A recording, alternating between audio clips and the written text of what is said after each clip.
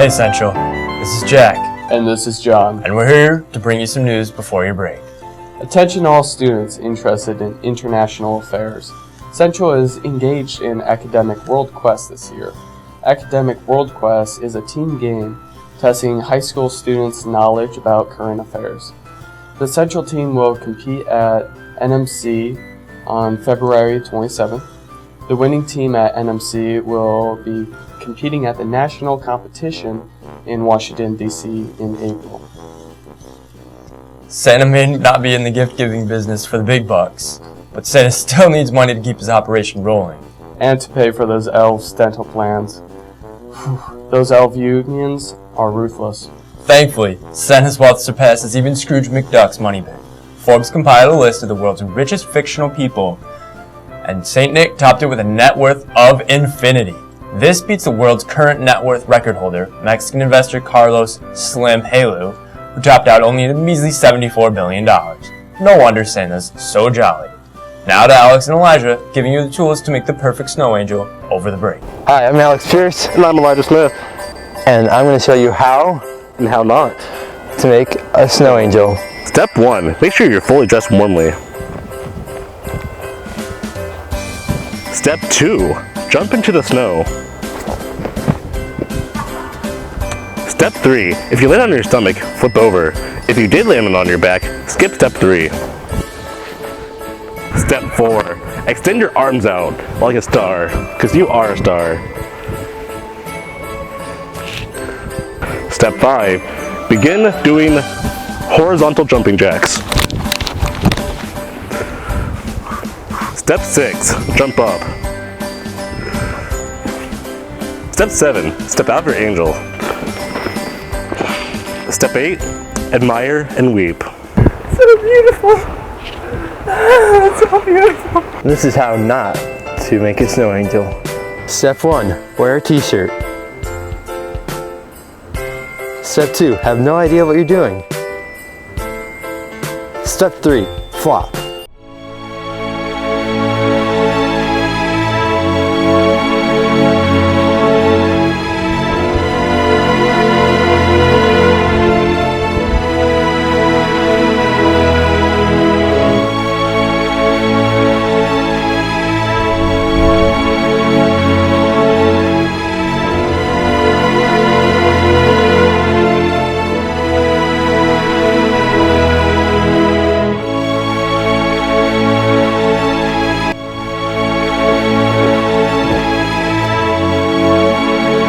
Step 4. Since you're cold, you want to keep warm, so do jumping jacks.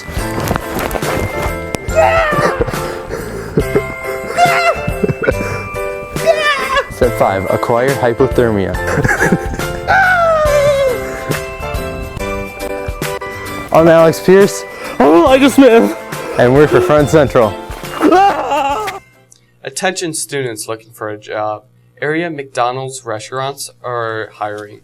You can apply online or get a paper application in person at any McDonald's. Now to Eston again with the Core Airs. Hi, I'm Eston Prather from Front and Central. Right now I'm standing in the Park Place Hotel lobby. The Corollaires are about to perform and I'm going to give you an inside look at the action. The Corollaires start off their night by warming up in a hotel room provided by the Park Place Hotel.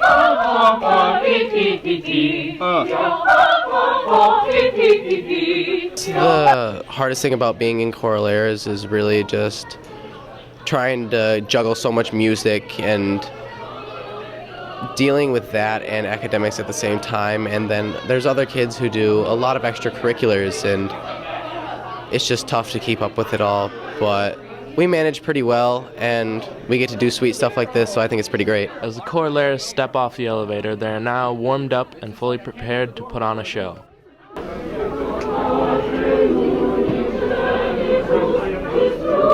Yeah, Corollaires is a lot of fun. I mean, there's obviously a lot of challenges. I mean, the thing with Corollaires is that there's a lot more music to learn. Like, for example, maybe choirs like chorale or concert choir maybe learn 2 to 3 pieces at a time. Corollaires usually learn maybe 5 to 6 pieces at a time. The holiday season brings a really busy time for everyone, so there's a lot of holiday parties and a lot of Christmas gatherings for churches. So Corollaires end up getting a lot of phone calls, as well as vocal majority.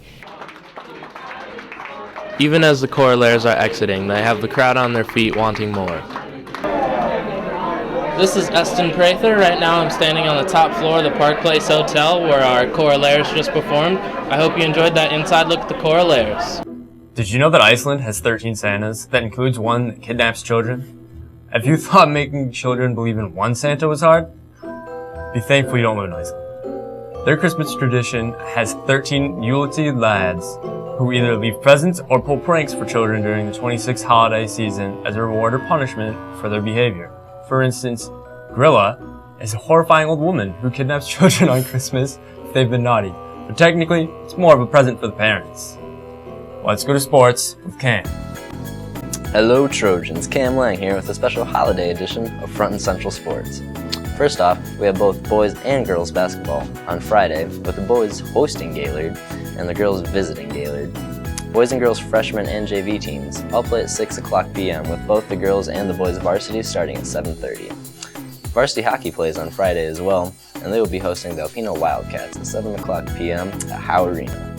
Just because break starts for all of us doesn't mean our Trojan athletes get a break. The cross-country Steakings have meets Saturday and Sunday, with the first at Mansalona and the second at Gaylord. The basketball teams have a bundle of matchups over the break, the first of which was on Friday, the 27th, where the boys and girls JV and varsity will be participating in the TC Classic Invite against Marquette. Then Saturday, the Invite continues with another matchup against Midland Dow. The hockey team also plays over break, where they will be competing in the TCC Scott Invite, where they will be playing their first game of the new year at home on Friday the 3rd against Granville High School. Last but not least, the wrestling team will be participating in the Titan Holiday Tourney on Sunday the 29th at 9 a.m. Good luck to all of our Trojan athletes competing over break. Well, Central, that's all the sports I can handle for today. Let's go to Michael Kellett with Cooking with His Grandma.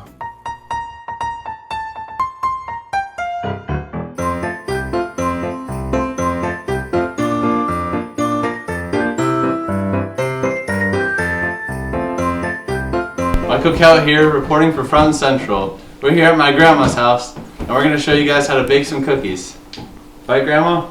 Right.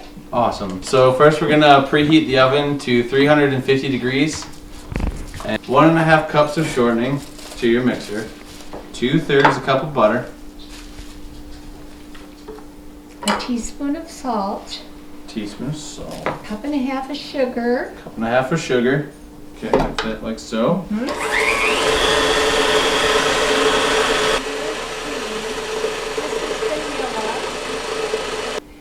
And at this point, you can cream. But once you put the flour in, you're all done creaming because you don't want tough cookies. 2 eggs, 4 cups of flour. One kind of a butter, a stiff butter thing. Oops. Ooh. This is our batter. Okay. And we're going to have to refrigerate this overnight. So this is called a canvas, and that's what it is. Just like a sailing canvas. And we take half of this, right? Yes, you can do the half of 1/2. Put some flour here. Set this back here then. That'll be fine.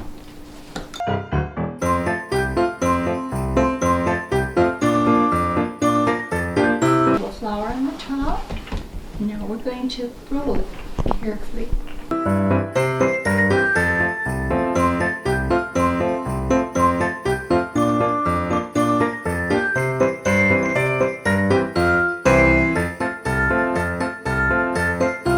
And you always flour every time.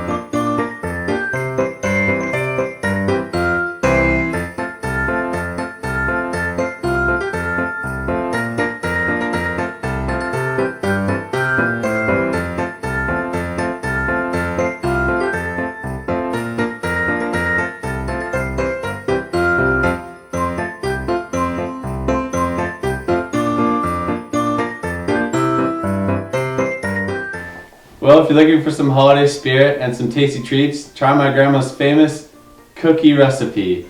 They're tasty and they'll satisfy your sweet tooth. This has been Michael Kellett reporting for Front Central, and this is my grandma, Sershin.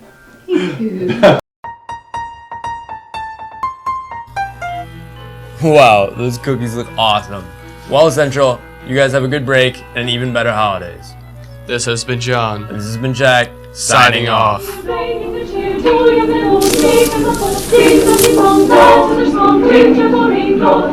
One seems to hear words of cheer from everywhere, feeling near. Oh, So, what did your parents tell you about Santa Claus? About Santa Claus? Santa Claus? I loved Santa Claus as a kid. I used to get to go to downtown Traverse City way back when. The Santa Claus? The Santa Claus. When I was younger, my mom would make up this food for reindeer and lay it down in the snow, and then she would, in the middle of the night after I go to bed, she would go out and like put holes in the snow to make it look like the reindeer ate it. In kindergarten, when they had Santa Claus come and give us candy cane. The Kris Kringle? I saw him with my own eyes. My most recent holiday discovery is that the elf on the shelf is like magic for child discipline. I would have to say that I think I was around the age of 9 or 10. The funny smell that he gave off and the black mustache underneath of his white beard. And my dad dressed up as Santa Claus for my little siblings. As a child, I was never really told about Santa Claus. Our investigation, kind of sneaking around the house a little bit. That is real. And I saw my father carrying Christmas presents for my sisters. Where parents can buy an elf, tell their kids that it has magic powers, and can report directly to Santa. The Batman in the Hat? You know, I still pretended I believed, because if you pretend you believe, you still get stuff.